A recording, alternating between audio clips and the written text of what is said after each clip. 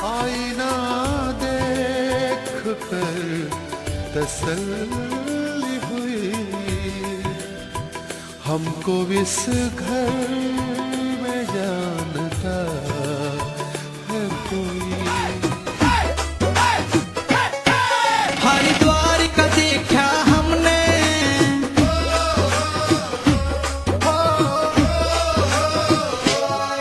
हरिद्वार का देखा हमने, हरिद्वार का देखा हमने खूब नजारा रे। मन को मोह लेती है गंगा की धारा रे, मन को मोह लेती है गंगा की धारा रे। वापस निकल पड़े हरिद्वार के ऊपर। इस रोप वे पर जाने का अलग अनुभव, जब ऊपर जाते हैं तो एक अलग एहसास होता है, जब नीचे उतरते हैं तो एक अलग एहसास होता है। दोनों ही एहसासों को रूबरू करने के लिए जरूरी है कि इसके लिए रोप वे में बैठा जाए। हरिद्वार यदि आप आते हैं तो सिर्फ घाट और आश्रम तक सीमित न रहें, चामुंडा देवी, मनसा देवी भी जाएं, मगर इस रोप वे से ताकि आपको इस में होने वाले रोमांच का अनुभव हो सके। चलिए हम चलते हैं वापस से हर की पौड़ी पर और देखेंगे कुछ नज़ारे अध्यात्म से जुड़े, धर्म से जुड़े हुए। यात्रा भी हमारी जारी है, मगर समापन की ओर क्षणे क्षणे जाती है।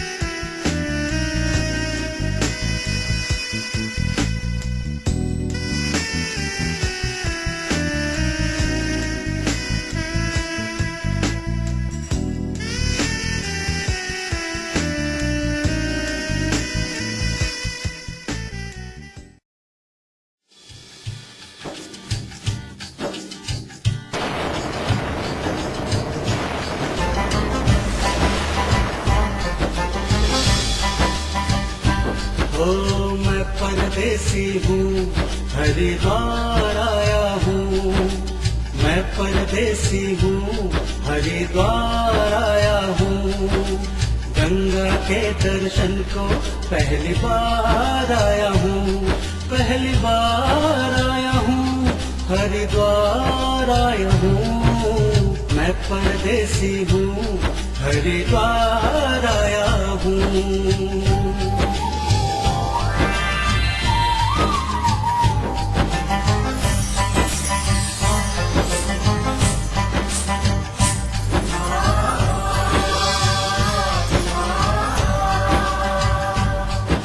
ए बेटी, ये तो बताओ हरिद्वार जाने का रास्ता कहाँ से है?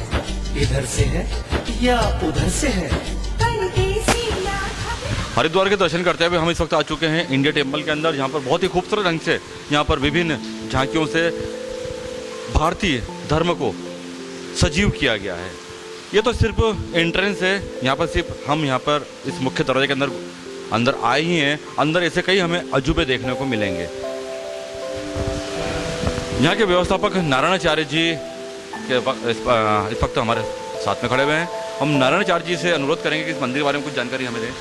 ये आश्रम जो है जगदाचार्य स्वामी मसूनाचार्य जी का निर्माण किया हुआ है। ये आश्रम इंडिया टेम्पल आचार बेला है। इसमें जो है झांकियाँ हैं भगवान की, इलेक्ट्रॉनिक झांकी जो चलती हैं। तो ये झांकियाँ मतलब बनाए गए हैं यात्रियों के लिए कि यात्री समझे कि भगवान का कौन कौन सा रूप है। इसलिए इस झांकी को बनाए गए हैं कि यात्री लोग समझें कि भगवान का कौन कौन सा अवतार है, उनकी कौन कौन सी लीलाएं हैं। वही झांकी इसके अंदर बनाई गई है।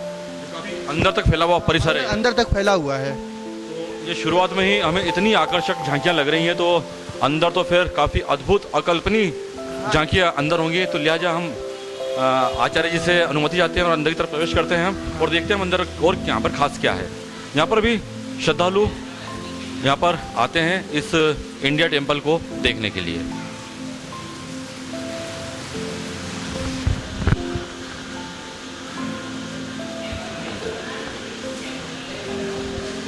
और यहाँ पर धार्मिक कथाओं की झांकियाँ प्रारंभ हो गई है। अंदर इसको गुफा का एक शेप दिया गया है। इन गुफाओं के अंदर से चलते हुए आपको सचमुच असली गुफाओं में चलने की अनुभूति होती है। एक कंदरा के अंदर एक संत मुनि हमें यहाँ पर बैठे हुए यहाँ पर भगवान की पूजा अर्चना करते हुए नजर आ रहे हैं। हालांकि यहाँ पर रोशनी काफ़ी कम हो गई, इसके लिए हमने अपने नाइट विजन मोड का इस्तेमाल करना शुरू कर दिया है। यहाँ पर भगवान कृष्ण गौं का दूध पीते हुए दिखलाए गए हैं।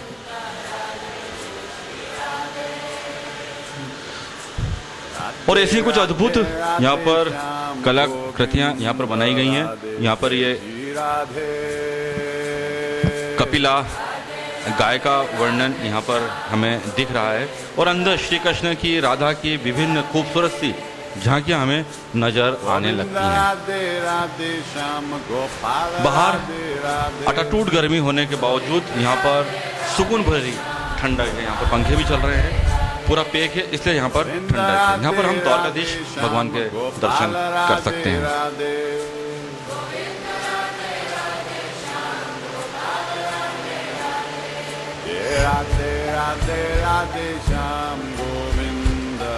भगवान विष्णु समुद्र के अंदर अपनी शेषनाग की शैया पर बैठे हुए हैं। वो वाली यहाँ पर वर्णन किया गया है। इधर श्री अर्जुन कृष्ण भगवान से गीता ज्ञान प्राप्त करते हुए,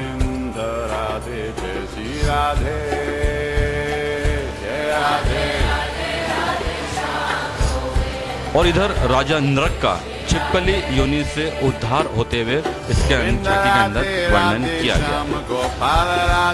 शूर्पणखा जो कि रावण की बहन थी, उसका लक्ष्मण द्वारा नासिका छेदन करते हुए बताया गया। पास में एक कुटी के अंदर राम और सीता को बड़ी ही शांत अवस्था में बैठा हुआ वर्णित किया गया है। गुफा का दृश्य भी हमें काफी मोहित कर रहा है। सचमुच की गुफा का यहाँ पर एहसास होता है। और इधर ताड़का वध का काफी रोमांचकारी वर्णन यहाँ पर किया गया है। यहाँ पर कुछ हमें इन मूर्तियों में हलचल होती हुई भी नजर आ रही है। राधे राधे राधे श्याम गोविंद राधे जय श्री राधे। और इस झांकी के अंदर हमें एक साथ दो वर्णन बतलाए गए हैं। एक और तो कारागार के अंदर, कारागार में देवकी और वासुदेव को नारायण जी के दर्शन करते हुए बताया गया है। और वहीं दूसरी ओर हम नारायण जी को हटा दें तो यहाँ पर भगवान कृष्ण का प्राकट्य हो चुका है और यहीं से कंस की उल्टी गिनती शुरू होती है।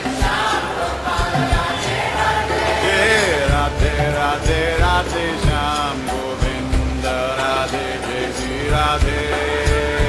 और हमने आपको काफ़ी जल्दी में यहाँ का वर्णन किया है क्योंकि हमें हरिद्वार के कई और भी चीज़ों को अपने इस अंक में समाहित करना है। लिहाजा आप जितनी देर रुककर इन झांकियों को देखेंगे आपको उतना ही आनंद प्राप्त होगा। मैं फिर से कह रहा हूँ, गुफाओं की बनावट इतनी असली सी लगती है कि आपको लगता ही नहीं कि आप आर्टिफिशियल गुफा के अंदर घूम रहे हैं। यहाँ पर कई प्रकार की झांकियों का वर्णन किया गया है। यहाँ पर आने वाले भक्त इन झांकियों का बड़े ही शांति के साथ आनंद लेते हैं, मगर शांति हमारी किस्मत में अभी फिलहाल नहीं है क्योंकि अभी यात्रा हमारी अधूरी है। हम चलते हैं आगे की ओर हरिद्वार में। और क्या गोविंद राधे राधे श्याम गोपाल राधे राधे। ये है इंडिया टेम्पल जो आपको हरिद्वार में सप्त सरोवर मार्ग पर मिल जाएगा। भारी काफी आकर्षक प्रतिमाएं बना रखी हैं, इससे इसकी पहचान बहुत आसानी से आप कर सकते हैं।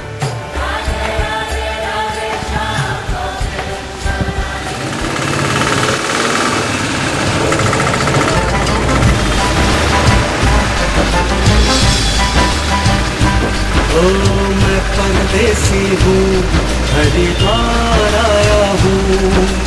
मैं परदेसी हूँ, हरिद्वार आया हूँ। गंगा के दर्शन को पहली बार आया हूँ, पहली बार आया हूँ, हरिद्वार आया हूँ।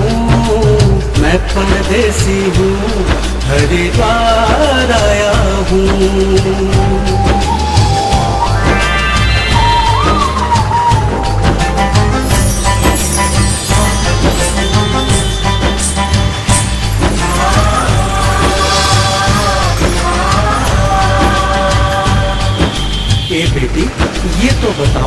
हरिद्वार जाने का रास्ता कहाँ से है, इधर से है या उधर से है? तुम मेरे साथ में आओ, गंगा का कांवर कांवर, श्रद्धा से शीश नवाओ। हरिद्वार में जाओ, गंगा मैया से मिलाओ, तुझे तेरे से कराओ, तीरथ कराओ। महादेव की नगरी, तुझे मैया की जगह, गंगा माँ से हरिद्वार, जो भी चाहो तुम पाना। बड़ी पावनी है हरिद्वार नगरी, यहाँ हरित विराजते हैं विष्णु हरि। यहाँ तलक तो कार्यक्रम के इस भाग में हम मुलाकात कर रहे हैं वाईडी नगर के नवागत थाना प्रभारी जितिन कुमार पाठक जी से। हाल ही में उन्होंने ज्वाइनिंग ली है और उनसे मिलकर हम ये जानना चाहेंगे कि उनके क्षेत्राधिकार के अंदर कुछ क्षेत्र ऐसे हैं जो संवेदनशील माने जाते हैं और आपराधिक क्षेत्रों का आपराधिक गतिविधियों का वो गढ़ रहते हैं। सर, सबसे पहले तो हमारे कार्यक्रम और मंसूर में आपका बहुत बहुत स्वागत है। आपकी प्राथमिकताएं क्या रहेंगी? जी, बहुत धन्यवाद। मैंने अभी 8 अगस्त 2020 को ज्वाइन किया है और अभी मैं थाने के VCNB और भौगोलिक क्षेत्र की जानकारी ले रहा हूँ। जहाँ तक मुझे जानकारी प्राप्त है कि तस्करी का यहाँ पर काफ़ी प्रभाव है, तो मेरी प्राथमिकता रहेगी कि तस्करों पर नियंत्रण हो। और उसी तारतम्य में मैंने जिस दिन ज्वाइन किया था उस दिन सूचना डेवलप करके उसके नेक्स्ट डे हम लोगों ने यहाँ एक बड़ी कार्रवाई करके 4 कुंटल डोडा चूरा की जब्ती की है। और इसी तरह के हम रिकॉर्ड देख रहे हैं जिनके पुराने मामले हैं तस्करी से संबंधित और फरारी में जिनके चालान लगे हैं, 173(8) में जिनकी विवेचनाएं चल रही है, उन सभी आरोपियों को हम शीघ्र तलाश करके उन पर प्रभावशाली कार्रवाई करेंगे और जिससे क्षेत्र में अमन शांति बनी रह सके। और सामुदायिक पुलिसिंग के थ्रू भी मैं जनता से जुड़ना चाहूँगा और जो संवेदनशील क्षेत्र हैं वहाँ सामुदायिक पुलिसिंग कर जनता में अमन और चैन स्थापित करने का पूर्ण प्रयास करूँगा। जो आपका थाना क्षेत्र है उसके अंदर कुछ गांव आपने भी अभी महसूस करा होगा, कुछ गांव काफ़ी संवेदनशील है जहां पर जानवरों की तस्करी वगैरह की जाती है। तो जानवरों की तस्करी चूंकि एक संवेदनशील मुद्दा होती है, इसको लेकर लोगों की भावना काफ़ी भड़कती है, तो क्या इन पे भी आपकी निगाहें रहेंगी? जी बिल्कुल, अभी हम 1-2 दिन में बड़ी कार्रवाई आपको ज्ञात हो जाएगी। हम लोग अभी उस पर काम कर रहे हैं और जिस ग्राम का आपने उल्लेख किया है उसका भी मैंने स्टडी किया है और उसमें हम सख्त से सख्त कार्रवाई करके इस तरह के अपराधों पर अंकुश लगाने का पूरा प्रयास करेंगे और निश्चित तौर पर हमें इसमें सफलता भी मिलेगी, ऐसी आशा है। सर, थोड़ा सा मैं कार्यक्रम का मूड चेंज करूँगा। मुझे आप से चर्चा के दौरान ज्ञात होगा कि आप मंदसौर के रहने वाले हैं। थोड़ी सी याद बताएं आप हमारे दर्शकों के लिए कि आप मंदसौर में कहाँ थे, कैसे थे और फिर मंदसौर में आकर आपको कैसा लग रहा है? देखिए, मैं बहुत पहले बाई बर्थ में मंदसौर से हूँ और प्राइमरी एजुकेशन मेरा मंदसौर का ही है। मेरे पिता स्वर्गीय श्री SG पाठक यहीं पर कस्टम एंड सेंट्रल एक्साइज में सुप्रिटेंडेंट थे। तो प्राथमिक शिक्षा मेरी क्लास 6 तक यहीं कमला नेहरू स्कूल में हुई है। उसके बाद 7th से लेकर के बाकी की LLB तक की पूरी पढ़ाई मैंने नीमच में की है। तो मंदसौर ज़िला मेरे लिए अछूता नहीं है, कई लोगों को मैं जानता हूँ, भौगोलिक स्थिति का ज्ञान है, लेकिन चूँकि ये पुलिस के नज़रिए से मुझे अब इस क्षेत्र को देखना है, चूँकि मैं उस समय यहाँ बचपन में था तो उस समय परिस्थितियाँ अलग थी और अब मैं एज ए कॉप यहाँ पर काम करूँगा, तो सारी भौगोलिक स्थितियों का जायजा लेने के बाद मैं बहुत अच्छा कार्य करने का प्रयास करूँगा। बार आप गतिविधियां आपराधिकों पर करते हैं, मगर ऐसा देखने में और सुनने में आता है कि कुछ बातें लीक हो जाती हैं, ये कहीं ना कहीं लूप पॉइंट होता है। तो इस लूप पॉइंट को भरने के लिए आप अपने स्तर पर क्या प्रयास कर रहे हैं या कर चुके हैं? लेकिन मैं जब से आया हूँ बराबर मैं अपने स्टाफ के साथ अपना समन्वय और तालमेल बनाने में लगा हूँ और बाकी जैसा कि सुनने में आता है कि जनता के साथ पुलिस का व्यवहार अच्छा नहीं रहता, तो मैं भी ये भी कोशिश करूँगा कि जनता के साथ हम लोग एक अच्छा समन्वय बनाएं, सामुदायिक पुलिसिंग करें, जिससे हमारे और उनके बीच में किसी प्रकार का कम्युनिकेशन गैप ना हो।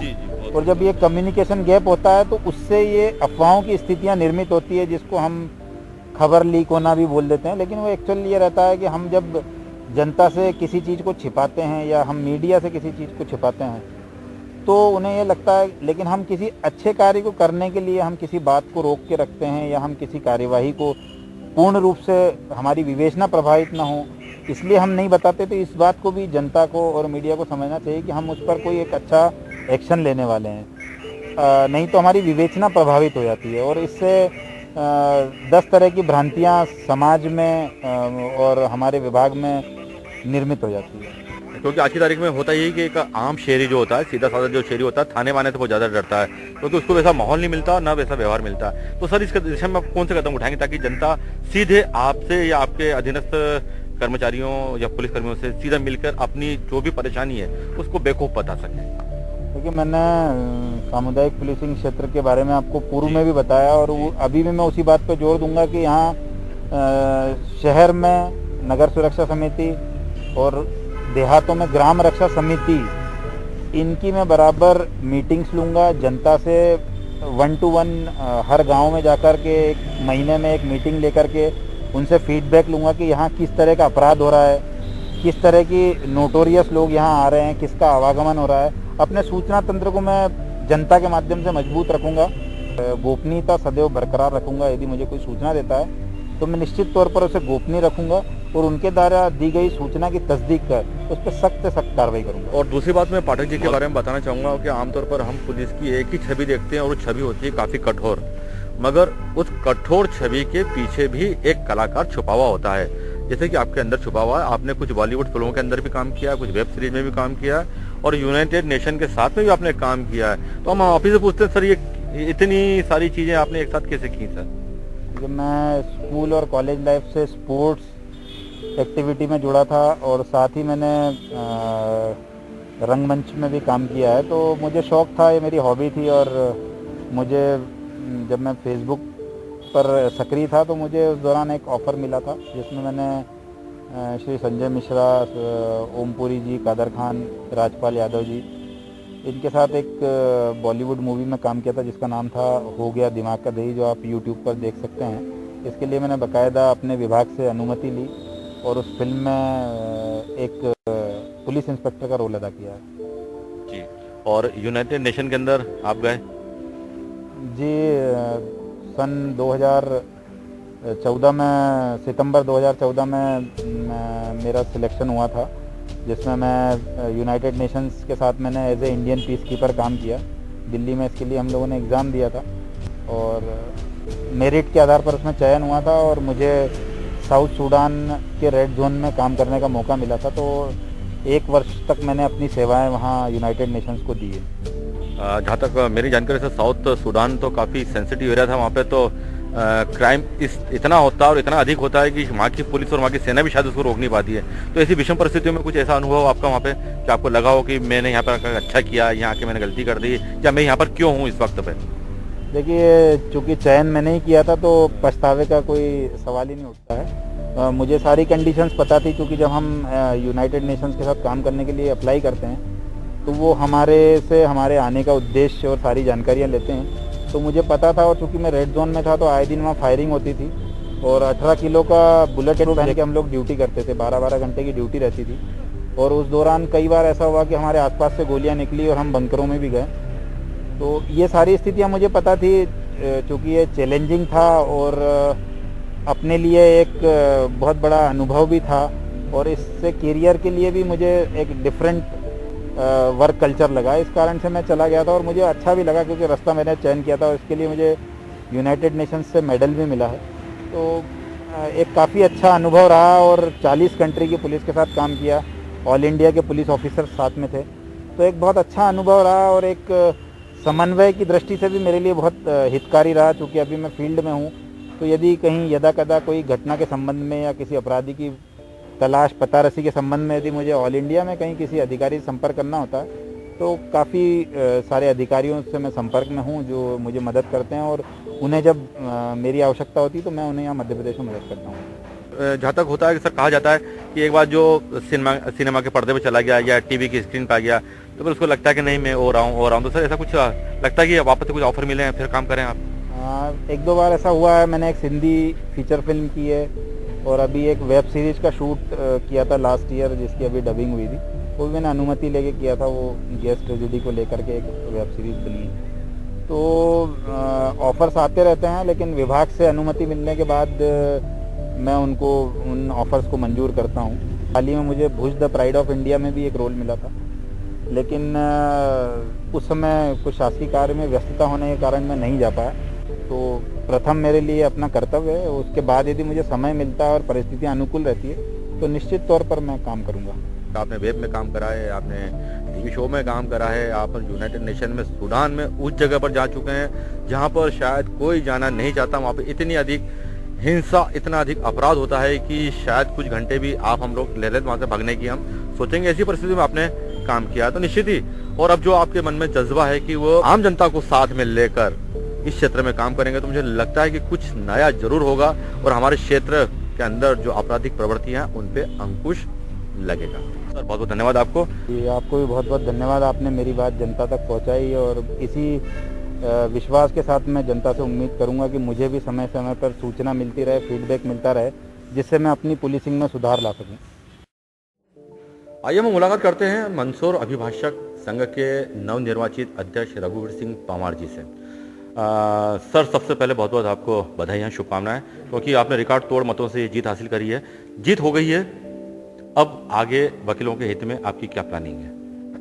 विगत जो पूर्व की जो कार्यकारिणी थी उसके द्वारा असंतोष था, उनके कार्यों से बहुत असंतोष था, उसको लेकर विशेषकर जूनियर अधिवक्ता द्वारा अपना विरोध प्रदर्शित किया गया था और उसको देखते हुए मेरे द्वारा अभिभाषक संघ में चुनाव लड़ने का फैसला किया गया और अभिभाषक संघ में जो व्याप्त अव्यवस्था थी उसको दूर करने का प्रयास मैंने किया और उसके लिए मैंने सभी अधिवक्ताओं को मैंने बताया कि मेरी प्राथमिकता क्या रहेगी और मैं क्या कर सकता हूं। उस पर से मुझे अधिकांश जूनियर अधिवक्ता और वरिष्ठ अधिवक्ताओं का आशीर्वाद प्राप्त हुआ और मैं अपनी बात रखने में सफल रहा और उसी का परिणाम यह रहा कि इस चुनाव में 85 से 90% मत मुझे प्राप्त हुए और मैं विजय हूँ। अध्यक्ष जी, हर चुनाव के अंदर अध्यक्ष अपना एक मैनिफेस्टो लेकर चलता है। चूंकि कोरोना काल था, संपर्क का ज़्यादा समय नहीं पाया, मगर फिर भी आपके पास कुछ ना कुछ तो योजना होगी कि मुझे अब ये काम प्राथमिकता के आधार पर करना है। क्या है वो सर? सर्वप्रथम तो अभिभाषक संघ का जो भवन है वो पूरी तरह से बारिश के कारण पिछली बार भी दीवार में दराज आ गई थी। पुताई, सफाई और जो लाइटिंग की व्यवस्था आदि अस्त व्यस्त थे उसे दूर करना, उसके साथ ही जो पानी की जो समस्या अभिभाषकों को थी उस समस्याओं को प्राथमिकता के आधार पर दूर करना, शौचालय बिल्कुल गंदी स्थिति में था उसको सही स्थिति में लाकर कार्य करना, लाइब्रेरी को पूरी तरह व्यवस्थित करना, जो अभिभाषक संघ में पूर्व में जो समाचार पत्र आते थे उन्हें पुनः चालू करना और जूनियर अधिवक्ताओं के लिए ई लाइब्रेरी की सुविधा जो घोषित हो चुकी है उसका शीघ्र उद्घाटन करके ई लाइब्रेरी चालू करने का प्रयास करना मेरी प्रमुख प्राथमिकता रहेगी। यहाँ पर वकील साहब को बैठने की काफ़ी दिक्कतें आती हैं, शेड हैं मगर अव्यवस्थित शेड हैं वो, तो क्या आपके पास ऐसी कोई प्लानिंग है कि वकील समुदाय जो यहाँ पर व्यवस्थित ढंग से बैठे, बारिश में न तो यहाँ पर कीचड़ हो, ना पानी भरे, और क्या सुविधा दे सकते हैं आप उनको? स्टेट बार काउंसिल के अनुसार प्रत्येक अधिवक्ता संघ को राशि उपलब्ध कराई जाती है, तो एक ही डूम उज्जैन, नीमच, बदनावर आदि अभिभाषक संघों में राशि उपलब्ध कराई गई है, देवास में भी उपलब्ध कराई गई। एक ही डूम बनता है, उसी डूम के नीचे सारे अधिवक्ता बैठते हैं। ये जो टुकड़ों टुकड़ों में जो शेड लगाया गया इनको हटाकर एक ही डूम बनाने का प्रयास किया जाएगा। इसके लिए स्टेट बार काउंसिल से पर्याप्त राशि लाकर अभिभाषक संघ के में दी जाएगी ताकि एक ही डूम एक ही स्थान पर सारे अधिवक्ताओं को व्यवस्थित बैठाया जाए। ये मेरा प्रमुख प्रयास रहेगा। इसके लिए मैं अभी निर्वाचित होने के पश्चात शीघ्र ही मध्य प्रदेश के वित्त मंत्री श्री जगदीश जी देवड़ा साहब से मिला और उन्हें मैंने निवेदन किया कि आप हमारे संघ में आप क्या कर सकते हैं, तो उन्होंने मुझे पूरा आश्वासन दिया कि वे विधायक निधि और वित्त मंत्री की हैसियत से जितनी राशि की आवश्यकता है वे शीघ्र उपलब्ध कराएंगे। उसके जस्ट दूसरे दिन में मंदसौर विधायक श्री यशपाल जी सिसोदिया से मिला, उन्होंने भी मुझे आश्वस्त किया जितनी भी राशि की आवश्यकता होगी वे अभिभाषक संघ को उपलब्ध कराएंगे। इस प्रकार अधिवक्ताओं को बैठने की जो समस्या है उन्हें शीघ्र दूर किया जाएगा। अध्यक्ष जी, एक बात का और मैं ध्यान आकर्षण कराना चाहूँगा आपको, कोरोना काल के अंदर काफ़ी कुछ व्यवसाय खत्म हुए हैं, कई जूनियर अभिभाषक भी हैं जिनको आर्थिक समस्याओं से जूझना पड़ रहा है। हालांकि बार काउंसिल ने उनकी कुछ आर्थिक मदद की है। आपके दिमाग में भी ऐसी प्लानिंग है कि मंदसौर के अधिवक्ता जिनको आवश्यकता है आर्थिक रूप से सहायता देने की, उनके लिए कोई योजना? इस बार काउंसिल ऑफ इंडिया का अभी द्वारा भी अधिवक्ताओं को पैसा वितरित किया गया है। वो राशि बाल काउंसिल ऑफ इंडिया द्वारा भी कोई राशि प्राप्त नहीं हो, उसके लिए पत्र अभिभाषक संघ द्वारा लिखा जाएगा और वो राशि जो 5,000 से 10,000 रुपये प्रत्येक अधिवक्ता को होगी, उसके लिए मैं पूरा प्रयास करूँगा और उसके लिए मैंने प्रयास आज से ही प्रारंभ कर दिए हैं कि ताकि उन अधिवक्ताओं को मिले। रही जहाँ तक न्यायालय बंद होने की, विगत 25 मार्च से ही न्यायालय बंद है, सारे काम बंद है, सिर्फ वीसी वीडियो कॉन्फ्रेंसिंग के मार्फत कार्य हो रहा है, जो कि अधिकांश वकीलों को इसका कोई ज्ञान नहीं है। इसलिए जो सक्षम वकील है उन्हीं का काम चल रहा है, बाकी छोटे वकील, निम्न वकील, जिनके पास यहाँ तक कि मोबाइल भी एंड्रॉयड मोबाइल नहीं है, वो ऐसा काम करने में असफल रहे हैं। उसका लिए माननीय मध्य प्रदेश उच्च न्यायालय के मुख्य न्यायाधीश महोदय और सर्वोच्च न्यायालय को शीघ्र पत्र लिखा गया है तथा शीघ्र ही न्यायालय प्रारंभ करने का निवेदन किया है और निश्चित तौर पर 20 अगस्त के पूर्व न्यायालय प्रारंभ हो जाएगा, ऐसी मेरी पूरी आशा है। इंदौर अभिभाषक संघ ने भी प्रस्ताव पास करके भेजा है और उन्होंने तो अनिश्चितकालीन धरने का भी निर्णय लिया है और वे प्रत्येक दिन दोपहर 3 से 4 धरना दे रहे हैं। यदि ऐसी स्थिति निर्भय तो अभिभाषक संघ मंदसौर भी इससे पीछा नहीं हटेगा और शीघ्र ही न्यायालय प्रारंभ करने का प्रयास करेगा। आखिरी प्रश्न आपसे, बार और बेंच के संबंध मधुर रहें, काम सारा व्यवस्थित चलता रहे, पक्षकारों को सचमुच न्याय प्राप्त हो, उसके लिए आप क्या प्रयास करेंगे? बार और बेंच के संबंध में मेरा यह कहना है, यदि न्यायाधीश का व्यवहार अधिवक्ताओं के साथ यदि मधुर रहता है तो बेंच का व्यवहार बढ़िया रहेगा, तो अधिवक्ता भी उनके लिए अपने व्यवहार में मधुरता लाएंगे और उनसे सहयोग करेंगे। किंतु यदि वे अपमानित भाषा का उपयोग करते हैं, अधिवक्ताओं को सहयोग नहीं करते हैं, तो अभिभाषक संघ भी उनके इन कार्य और व्यवहार के लिए मुख्य न्यायाधीश महोदय आदि को लिखेगा और उसके विरुद्ध संघर्ष करने को तत्पर रहेगा। अब मेरा आम जनता के बारे में निवेदन है कि यदि उन्हें किसी भी प्रकार की विधिक सहायता की, गरीबी की रेखा वालों की किसी प्रकार सहायता है, वह अभिभाषक संघ में आवेदन करें। अभिभाषक संघ के हैसियत, अध्यक्ष हैसियत से मैं उन्हें आश्वस्त करता हूँ कि उनकी सारी समस्याओं को दूर किया जाएगा, उन्हें निःशुल्क न्याय प्राप्त कराया जाएगा और विधिक सहायता विभाग द्वारा यदि उन्हें सहयोग नहीं किया जाता है तो उनके विरुद्ध भी कार्रवाई करने के लिए अभिभाषक संघ तत्पर रहेगा। जी बहुत बहुत धन्यवाद। तो आप थे रघुवीर सिंह जी पंवार, जो मंदसौर अभिभाषक संघ के अभी नवनिर्वाचित अध्यक्ष हैं। सर बहुत बहुत धन्यवाद, आपने समय दिया इसके लिए बहुत बहुत थैंक यू। और आज के अंक में बस इतना ही। अगले अंक में आपसे फिर से किसी नए विषय पर मुलाकात होगी। तब तक के लिए मैं राजेश कुलश्रेष्ठ अपनी पूरी आईना टीम के साथ में आपसे अनुमति चाहता हूं। अगले अंक तक के लिए अनुमति दीजिए। फिर से किसी नए व्यक्तियों के साथ में किसी नए स्थान पर हम आपको मुलाकात करवाएंगे, लेकर चलाएंगे। तब तक के लिए नमस्कार।